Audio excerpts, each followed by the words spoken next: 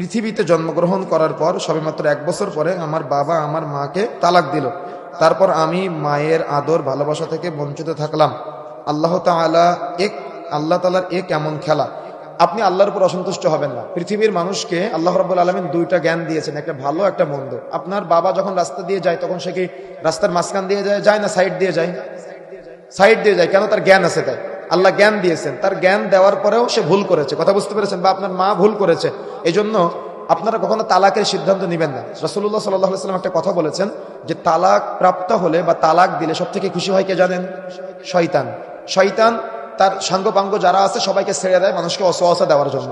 তো ছেড়ে দেওয়ার পরে যখন বিকাল বেলা বা সন্ধ্যার সময় শয়তান আবার সবাইকে ডেকে বলে, তুমি কি পাপ করিয়েছো, তুমি কি অন্যায় করিয়েছো মানুষকে দিয়ে। তখন একজন বলে হয়তো চুরি করিয়েছি, ডাকাতি করিয়েছি, মিথ্যা বলিয়েছি। এদের কাউকে ভালোবাসে না, কিন্তু একজন এসে বলে যে আমি স্বামী স্ত্রীর মধ্যে বিভেদ তৈরি করেছি, তখন শয়তান থেকে জড়ায় ধরে।